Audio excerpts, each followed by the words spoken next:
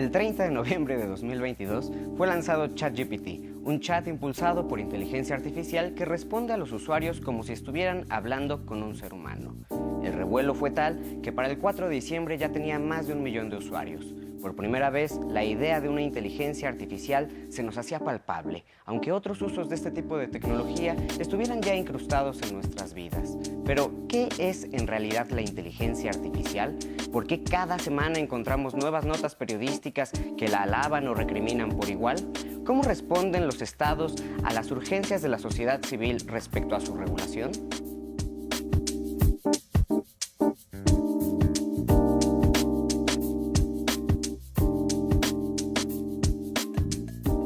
Para hablar de este candente tema, nos acompañan el día de hoy en el desfiladero de 11 Noticias Digital, Claudia del Pozo, quien es fundadora y directora de ION Institute, un think tank mexicano liderado por mujeres que busca impulsar una sociedad a prueba de futuro, dados los cambios tecnológicos. Ofelia Pastrana, quien según Business Insider es la mujer número 69 a nivel mundial con más influencia en X, antes Twitter, en el tema de tecnología. Ha sido conferencista en TEDx y Talentland Campus Party, además de ser física con maestría en econometría.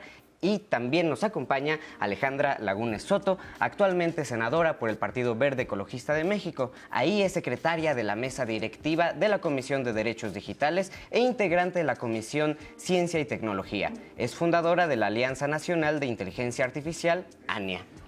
¡Ay! Por fin, compañeras, bienvenidas. Muchas gracias por estar aquí con nosotros el día de hoy para hablar de algo que pues ya llevamos comentando un montón, ¿no? Ya vamos a cumplir 1 año de que el tema de la inteligencia artificial no deja de estar en los medios de comunicación para bien y para mal, ¿no? Hay gente que se emociona muchísimo al oír hablar de este tema y hay también quienes pues pareciera que les están hablando de algo completamente de ciencia ficción, ¿no? Que estamos hablando de películas. Entonces, a mí me gustaría que empezáramos y me iría de mi izquierda hacia mi derecha, vamos a ir por allá, y te preguntaría, Claudia, que nos cuentes un poquito y muy sencillamente, ¿qué es eso de la inteligencia artificial? ¿Si es inteligente y si es artificial? No. Spoiler alert, no lo es. Un sistema de inteligencia artificial es, imagínense, sistemas probabilísticos, con mucho poder de cómputo que pueden hacernos recomendaciones. Muchas veces pensamos que esos sistemas toman decisiones, lo ideal es que nos hagan recomendaciones en diferentes ámbitos, puede ser en temas educativos para decirte, bueno, parece que, no sé, aprendes de una forma visual, te vamos a recomendar más material visual en esta aplicación, de forma médica para detectar patrones y entonces poder detectar enfermedades de forma más temprana que podemos actualmente. A mí me gusta imaginarlo como un poco como un Netflix, ¿no? Si yo te pregunto qué película me recomiendas, tu conocimiento es bastante limitado, ¿verdad? Pero si le pregunto a Netflix, que tiene una capacidad mucho más grande por aprender, por tener datos y por entender mis preferencias, me puede hacer mejores recomendaciones. Y lo que me gusta también de Netflix es que me pone un porcentaje de que te va a gustar esta película con un 87% de probabilidad. Genial. Y creo que todos deberían tener como esa transparencia de la certeza de la respuesta. Es una respuesta muy amplia para un tema súper amplio. Pero me gusta cómo empiezas a plantearlo y aquí sigo caminando porque algo que me pareció muy interesante es que esas cosas las llevamos utilizando, ese tipo de inteligencia artificial está en nuestra vida como desde hace 10 años, no sé, 20 años, un tiempo que ha estado presente. ¿Por qué ahora eso ha cambiado, ¿no? ¿Qué nuevas tecnologías tenemos que nos hacen ponerle mucho más atención? ¿O por qué cosas como ChatGPT o la voz del presidente cantando una canción de los Temerarios del Norte nos llaman tanto la atención? ¿Qué es lo que cambió en la tecnología? Es que sí hubo un cambio. La primera vez que se habló de inteligencia artificial fue hace 70 años. Que por primera vez Alan Turing dijo, ¿será que alguna vez una máquina va a poder dar una respuesta que parezca humana?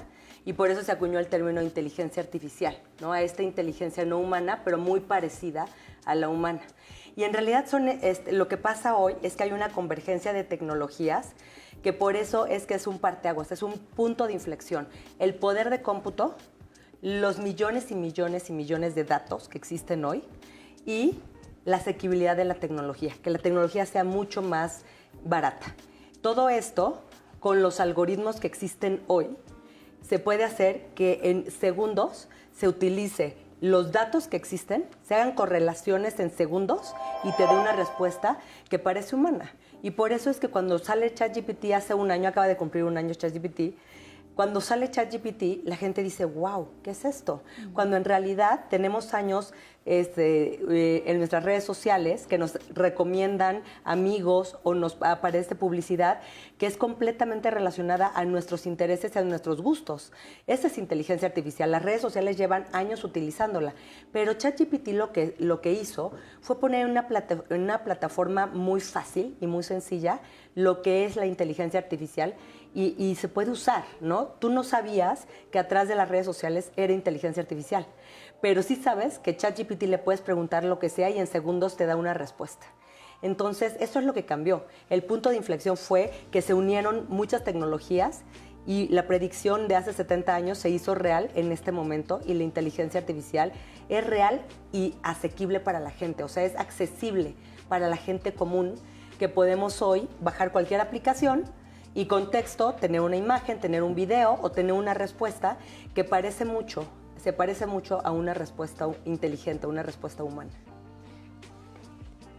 Muy parecido a una respuesta humana. Eso es muy interesante. Y ahí es donde me gustaría ir, pero primero como pasando, ¿quiénes están utilizando en este momento, Ofelia, esto de la inteligencia artificial? Es que más bien, es justo, se vuelve popular hace más o menos un año. Hay que tener presente que ChatGPT es una demo para una tecnología que existía desde antes, que es GPT. La T de GPT es de Transformer y el cambio drástico ahí es que originalmente tocaba preparar los datos para que una computadora aprendiera a emularlos. O sea, tú le dabas, por ejemplo, fotos de gente jugando golf para hacer una computadora que pudiera crear fotos de gente jugando golf. Era muy específico. Cuando llega esta tecnología de la transformación de datos, es aliméntale lo que sea a ver qué aprende. Y esa tecnología ya está funcionando hace mucho tiempo con GPT, pero para crear un método usable o accesible de esto hicieron el chat. Y el chat sí dio un poco de wow, aprendió a hablar y ahora funciona muy bien. Pero lugares donde había uso de inteligencia artificial desde hace mucho tiempo, redes sociales. O sea, las computadoras decidían a quién leíamos o qué noticias nos llegaban. Música. Las computadoras decidían qué canciones escuchábamos, tele o para ese chiste streaming, qué películas veíamos, Tinder, Grindr, con quién salíamos. O sea, es impresionante la cantidad de lugares que está. Pero mi ejemplo favorito con ChatGPT es fui a dar una conferencia hace nada y una cantidad de estudiantes en una universidad me dicen, creo que aquí los profes nunca se han dado cuenta que usamos ChatGPT para todo. Y entonces yo voy con los profes después y les digo, sí sabían, nos dicen, wow, nosotros usamos ChatGPT para planear la clase. Y entonces pongo esto en redes y me dicen, qué locura pensar que ChatGPT le dice a los profesores qué tarea poner y luego los estudiantes hacen la tarea con ChatGPT y para validar si hay fraude usan un sistema que ocupa inteligencias artificiales para ver quién está haciendo trampa y quién no. Así de presentes son las inteligencias artificiales. Al final, ¿quién estudió en esa escuela? No sé. El robot. Sí, ¿Quién trabajó también? Pero creo que lo clave es que justo son, o sea, no hay que pensar en eso como una inteligencia, ¿no? Eso lo hace como muy humano y nunca hay que humanizar la tecnología. Es más como es un sistema y todos lo usamos para que nos apoyen diferentes cosas. En estos casos a mí me hace pensar como en Wikipedia, como cuando estaba en la universidad y me decían, no uses Wikipedia y todos... Wikipedia, ¿qué dices? ¿Dónde están las fuentes correctas? Lo usamos como base para guiarnos. Y creo que eso es bien interesante y es como un Wikipedia con esteroides, siento, ChatGPT. Estaba leyendo este libro de Kate Crawford, Atlas de Inteligencia Artificial, y cuentan una experiencia muy divertida, ¿no? De un hombre alemán que había enseñado a un caballo a responder pues, operaciones matemáticas, ¿no? Y cosas así. Parecía que pues, el caballo era sumamente inteligente, ¿no?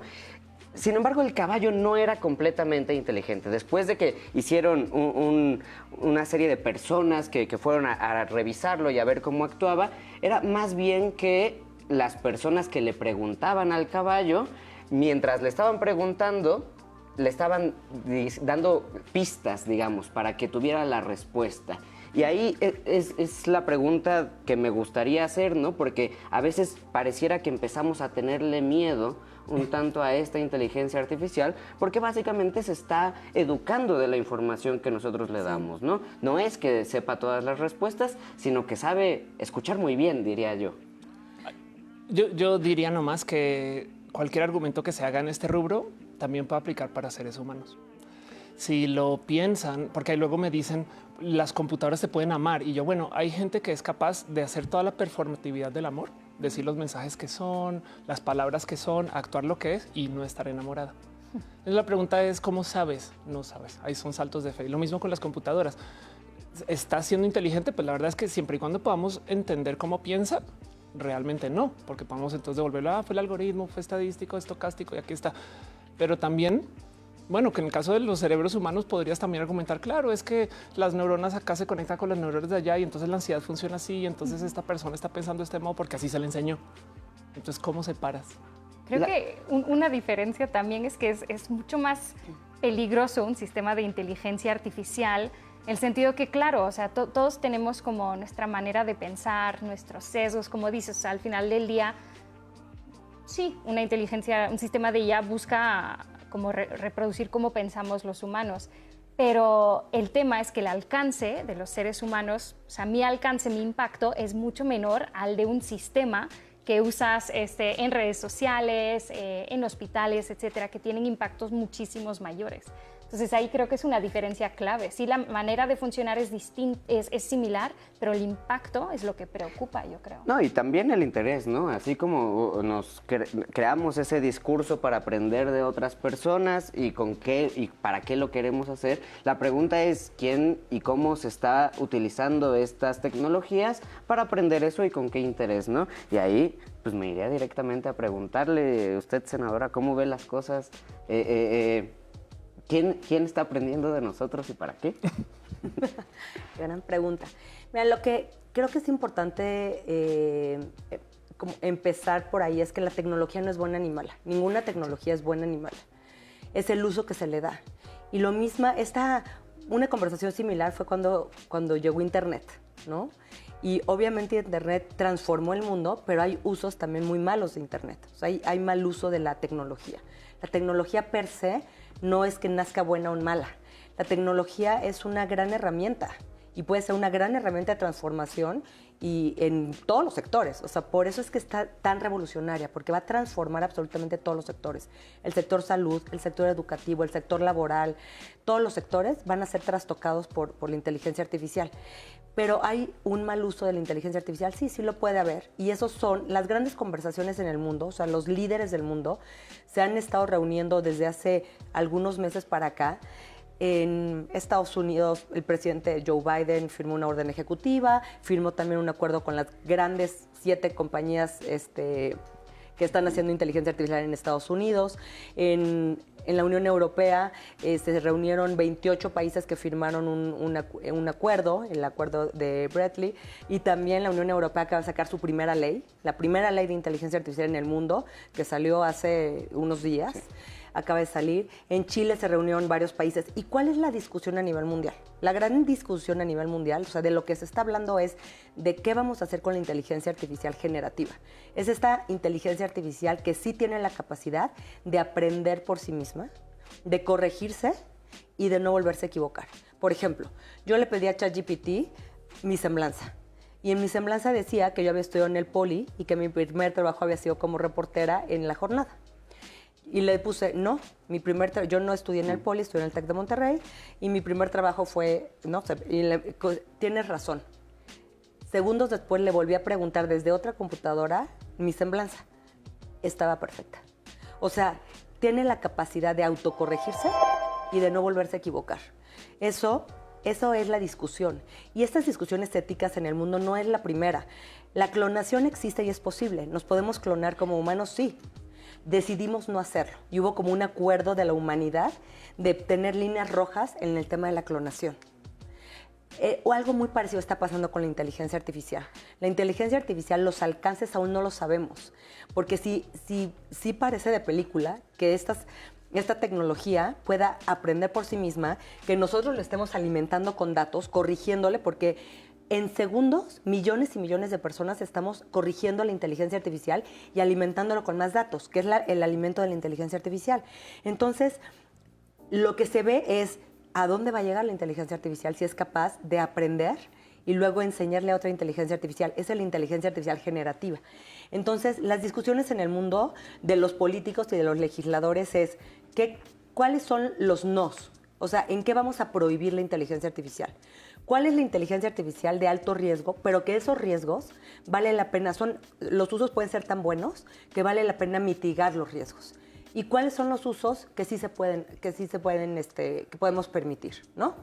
Entonces, estamos viendo cuáles son las líneas rojas en las que no queremos como humanidad que la inteligencia artificial se use. Y en las demás, ¿cómo lo vamos a regular?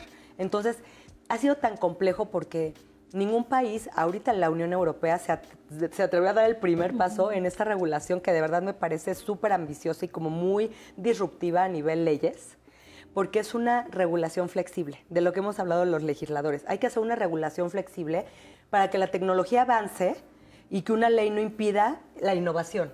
Pero ¿cómo hacemos para proteger los derechos humanos? Y yo no creo que haya... hay empresas que están haciendo inteligencia artificial, hay una carrera económica y tecnológica por ser los líderes en inteligencia artificial, sí, contestando a tu pregunta. O sea, sí hay. ¿Quiénes son Estados Unidos y China? Hoy son los líderes en desarrollo de inteligencia artificial y tienen nombre y apellido. O sea, las grandes empresas que están desarrollando inteligencia artificial son pocas empresas que están, yo les llamo que ahora son el cuarto poder, ¿no? Que son realmente quienes están diciéndonos a qué amigos seguir, qué música escuchar, un poco. Entonces, estos son los grandes líderes que firmaron acuerdos, que están firmando acuerdos con los gobiernos para hacer un uso ético, un uso con el ser humano y su dignidad y los derechos humanos siempre al centro. Y esto me parece que es un gran avance porque tenemos años que las empresas de tecnología no eran responsables, no eran transparentes. Iban solas. Y ahora sí se les puso el foco y lo que estamos pidiéndoles es, sé transparente, dinos qué estás haciendo, cómo se están tomando las decisiones, qué datos estás usando. ¿Estás usando mis datos? Pregúntamelo. Claro. Y entonces estamos empezando a ponerle el foco a las empresas de tecnología. Y esas son las discusiones, ¿no? Y creo que la regulación va a ir detrás un poco del avance tecnológico siempre, pero creo que sí estamos de verdad poniéndole mucha atención a esta tecnología, porque sin duda va a transformar la vida de toda la humanidad.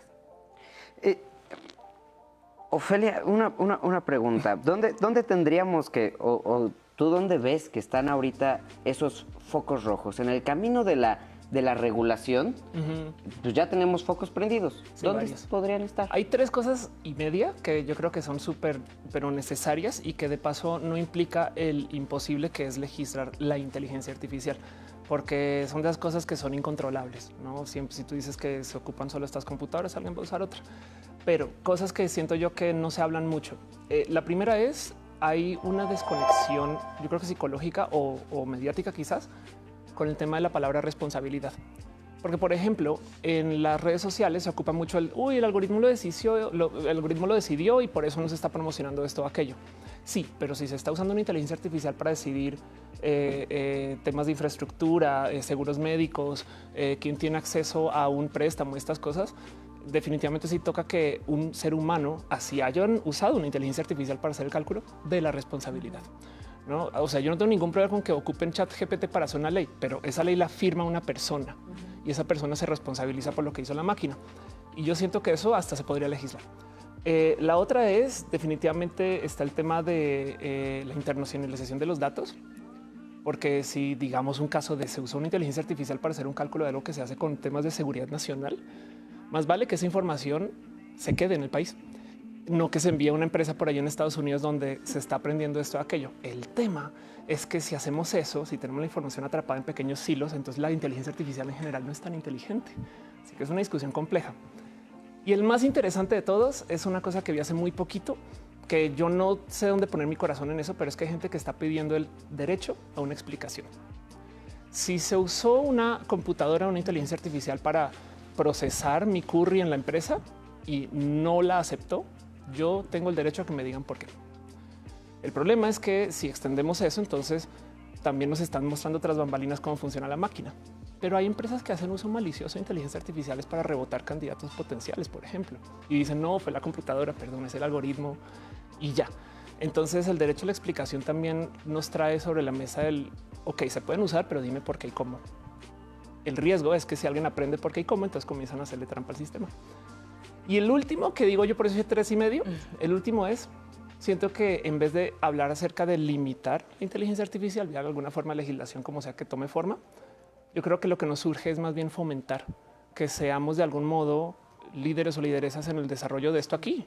Y entonces ahora, en vez de irnos en contra, es nos subimos al caballo y lo diseñamos aquí y lo desarrollamos aquí. Yo no sé cómo, pero entonces ahora tenemos más control sobre por dónde va esto para que nos funcione y no estamos sujetos y sujetas a que una empresa en Estados Unidos diga, ¿sabes qué? Ya no hay ChatGPT en México.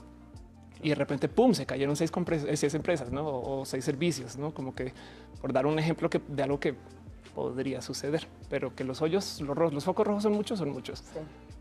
Sí. Claudia, esta legislación que acaba de moverse en la Unión Europea y hasta donde entiendo estuviste cercana a revisar esta legislación, pues ¿qué contempla y si contempla algo de estos focos rojos que mencionó Ofelia? Sí, sin duda. Sí.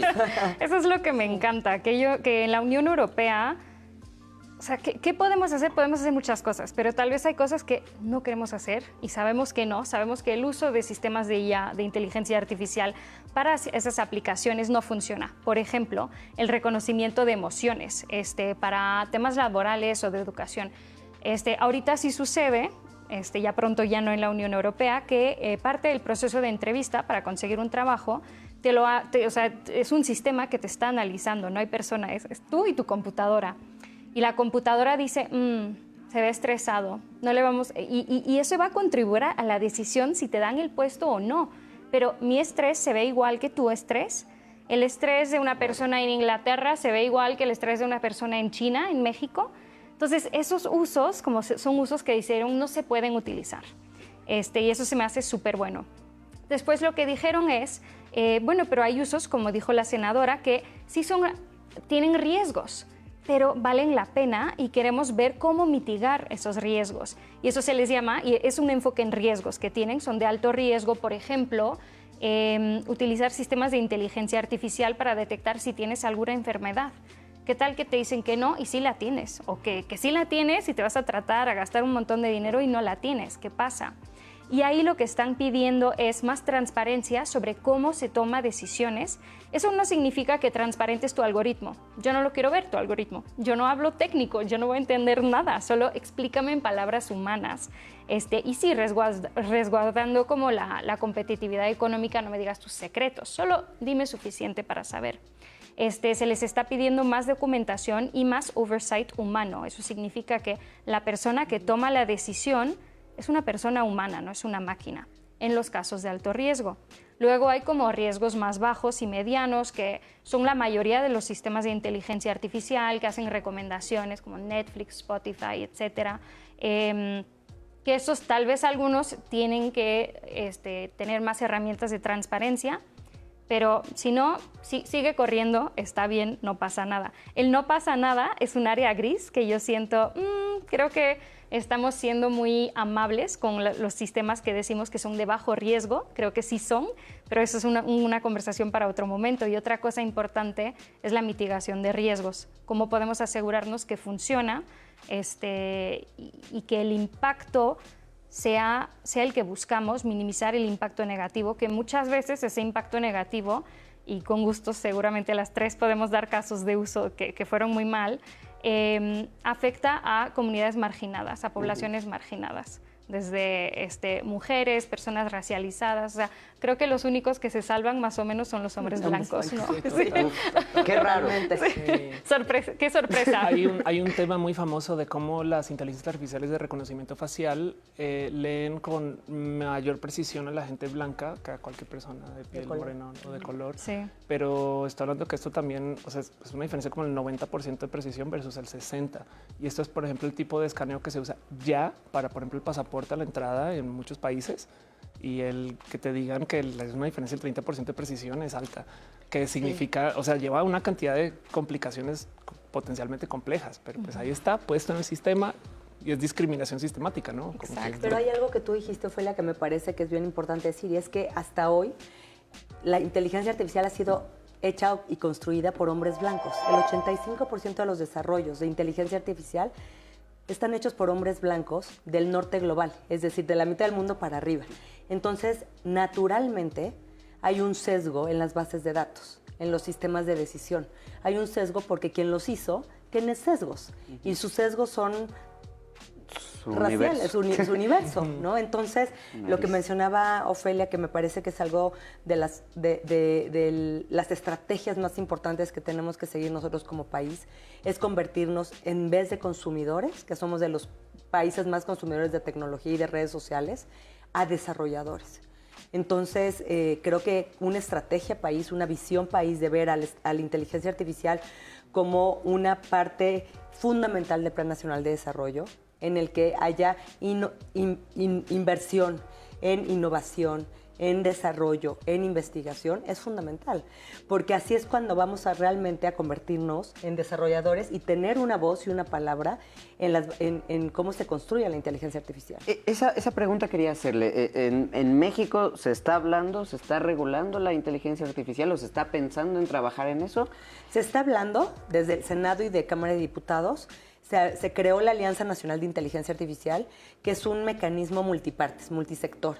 Está sentada en la mesa la academia, la iniciativa privada, organismos internacionales, organismos autónomos, gobiernos de los 3 niveles y legisladores. Y lo que estamos haciendo es realmente teniendo pláticas sobre la inteligencia artificial, debatiendo sobre cómo regular, sobre cómo hacer política pública y cuál debería ser el modelo de gobernanza. Y me parece que ese es el mejor modelo para hacer regulación, porque, mira, hoy hay 30 iniciativas de ley en la Cámara de Senadores y en Diputados de inteligencia artificial. La gran mayoría son para modificar el Código Penal o tipificar delitos. Okay. Por ejemplo, que deepfakes sea un delito, ¿no? Que la palabra deepfake esté en la ley y que sea un delito.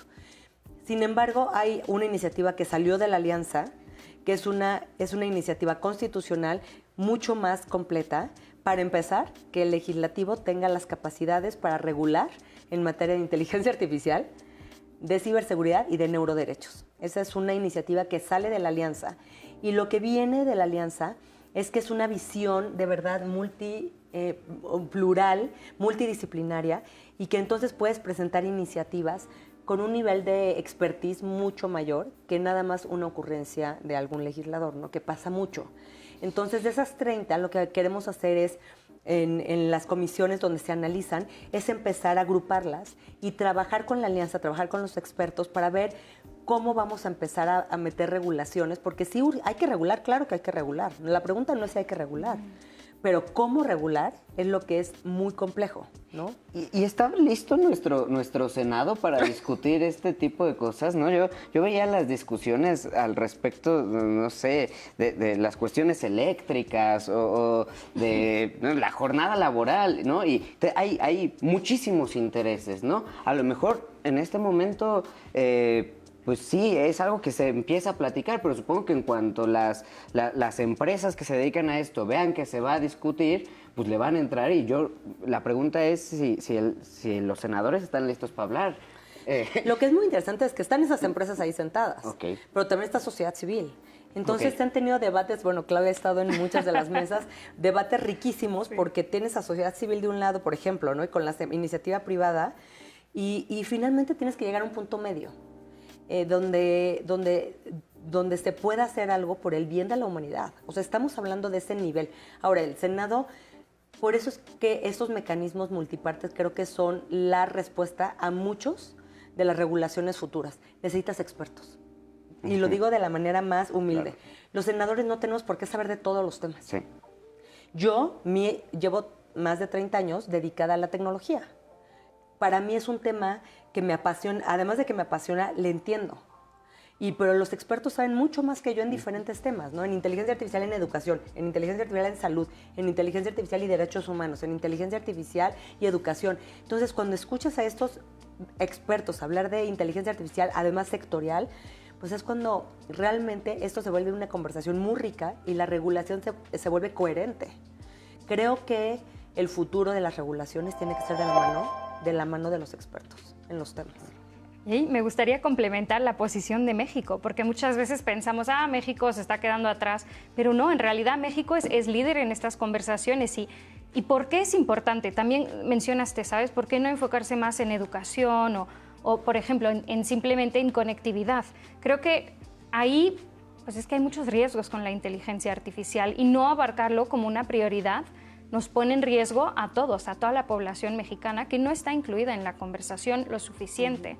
Ahora, quiero recordar que México fue de los 10 primeros países en avanzar hacia una estrategia nacional de inteligencia artificial bajo el liderazgo de Alejandra en la Coordinación de Estrategia Digital Nacional, con C-Minds, donde trabajaba yo anteriormente. Eso fue un logro enorme. Digo, nunca se creó la estrategia, vamos a ver qué pasa, pero fue un gran paso y eso incluyó muchísimo a México en conversaciones internacionales. Esas conversaciones internacionales llevan a la creación de estándares internacionales que luego tenemos que respetar en México. Entonces, tenemos que estar en esas conversaciones para que los estándares tengan sentido con lo que se busca en nuestro país, con la inclusión.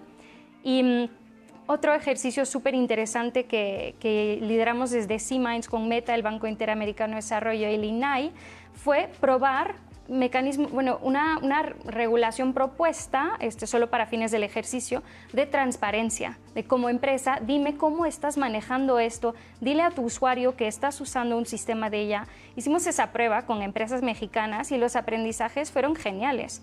Ahorita se está liderando una investigación donde también está involucrada Ale en temas de cómo se vería un sandbox regulatorio. Ya no probar un cacho de una regulación enfocada en transparencia, pero, por ejemplo, la regulación de la Unión Europea, cómo se vería probarla aquí. Y eso es algo que me emociona muchísimo, que espero pues que lleguemos a ese piloto en la próxima administración y ya avancemos sobre qué significa regular desde México para México.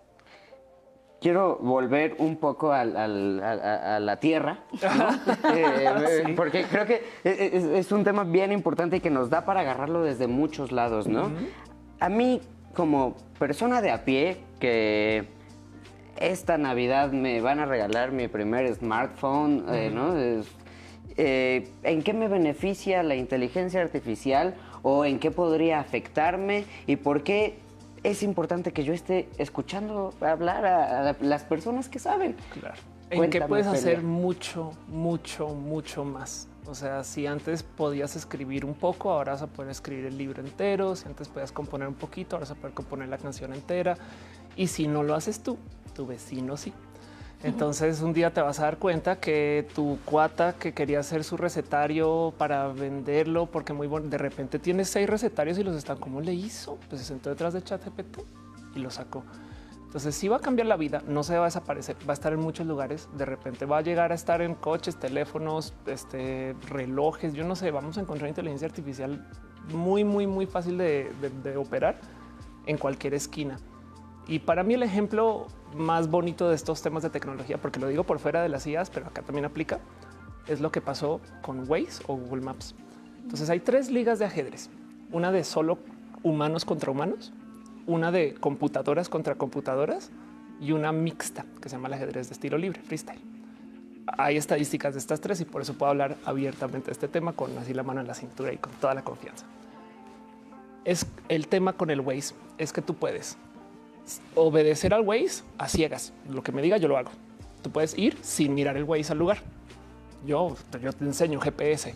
O tú puedes confiar en el Waze y cuando sientas que no, te das la vuelta y que él recalcule y vuelves a inscribirte y ahí sigues, ¿no? O sea, a veces sí, a veces no. En la liga del ajedrez freestyle así funciona. Entonces, esa liga donde hay seres humanos con tecnología, que a veces le hacen caso y a veces no, y entonces tenemos una negociación con la tecnología, ahí siempre se dan los mejores resultados. Mejor que computadoras contra computadoras, mejor que humanos contra humanos.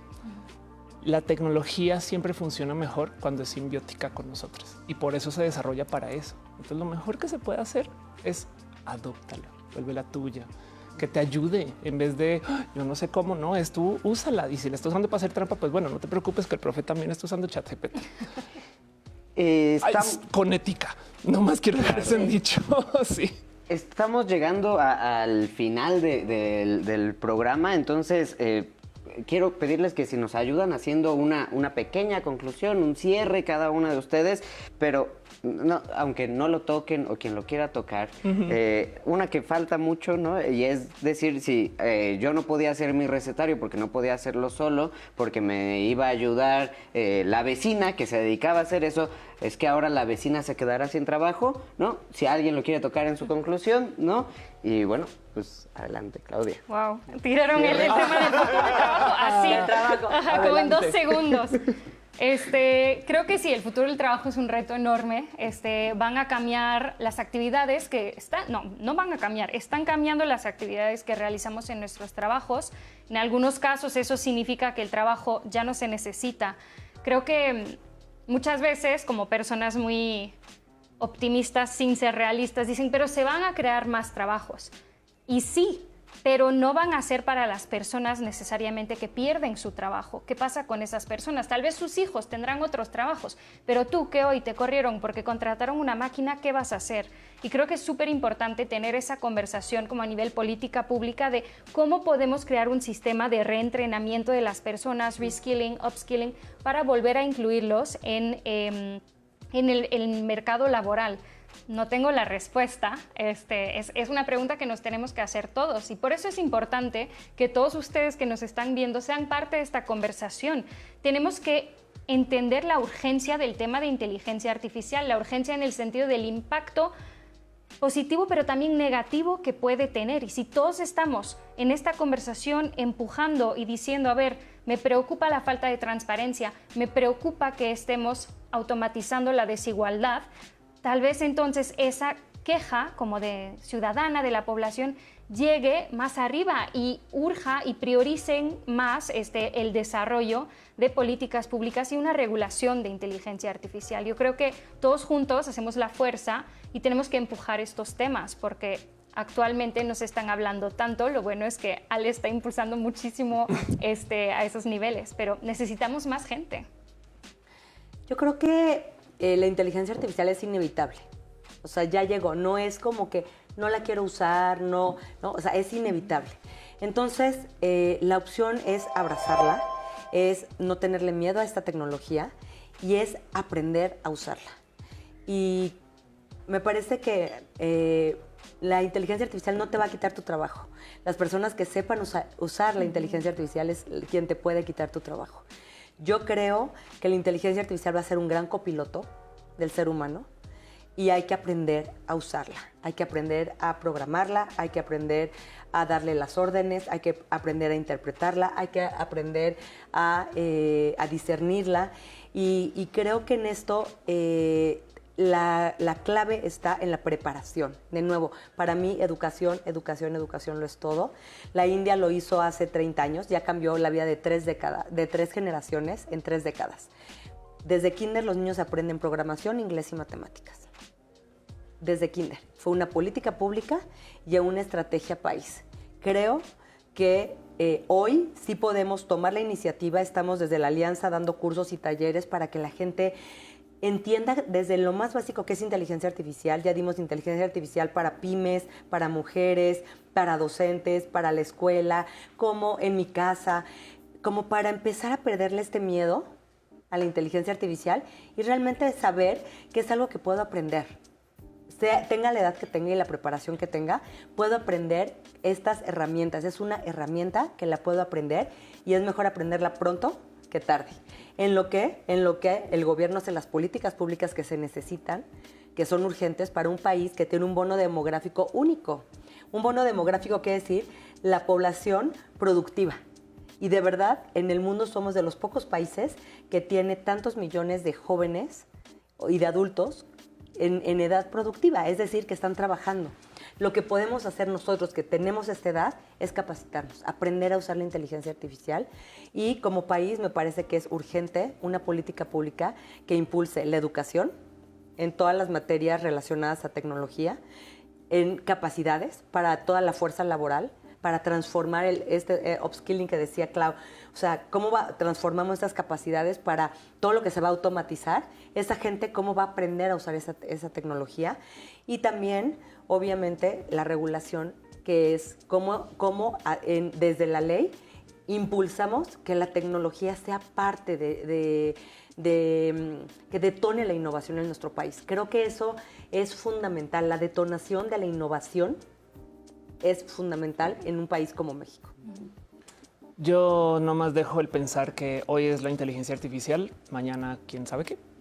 Y lo difícil de predecir el futuro no es saber qué va a cambiar, spoiler, todo, es saber qué no va a cambiar. Entonces hay algo ahí de cómo hay que tener una mentalidad de que esto luego también se va a mover la ficha y nos va a cambiar la vida y nos va a cambiar una tecnología nueva. Y hay una solución que yo se las dejo ahí de regalito. Manejen curiosidad. Ven algo nuevo, entrémosle con curiosidad a ver un juego, a ver cómo nos conectamos, qué podría ser yo, qué no, y a lo mejor ahí hay algo nuevo en vida. O entendemos cómo mi vecino está haciendo su recetario, ¿no? Sí. Pero con curiosidad, entonces es más fácil que con el miedo al cambio. Y se los digo como mujer transgénero. La gente le tiene miedo al cambio. Pues muchísimas gracias, Ofelia, muchísimas gracias, senadora Alejandra, muchísimas gracias, Claudia. Como ven, el tema es muy amplio. Afortunadamente tenemos a personas muy inteligentes que están tratando este tema y como ven, esto ya está en nuestra vida diaria. Entonces, no hay que tenerle miedo, hay que discutirlo y hay que aprender. Esto fue El Desfiladero. Nos vemos la próxima semana.